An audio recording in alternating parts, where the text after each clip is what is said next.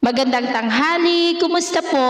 Narito po ulit ang update natin para sa lagay ng ating panahon ngayong tanghali po ng December 27, 2023 na kung saan sa ngayon ay bahagya po na humina ang hanging amihan pero ito ay umiihip pa rin dito po sa northern part ng Northern Luzon habang easterlies pa rin ang hangin na umiihip sa Southern Luzon, Visayas at Mindanao. At sa ating long range forecast ay wala naman pong banta ng bagyo dito sa ating bansa hanggang po sa matapos ang taon na ito o hanggang po sa susunod na 2 linggo ay storm free po tayo.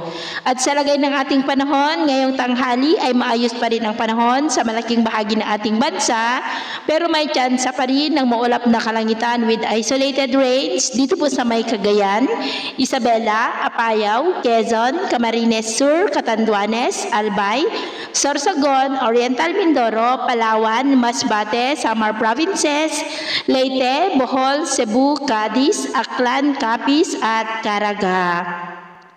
At sa susunod po ng mga oras ay mas mataas muli ang tsansa ng maulap na kalangitan with isolated rains dito po sa ilang bahagi ng Ilocos Norte, Infanta, Bicol Region, Oriental Mindoro, Palawan, Aklan, Capiz, northern part ng Negros, Cebu, Leyte, Samar Provinces, Caraga, Davao Region, Northern Mindanao at Zamboanga. Kaya mag-ingat po tayo sa mga posibleng banta pa rin ng mga pagbaha at pagguho ng lupa.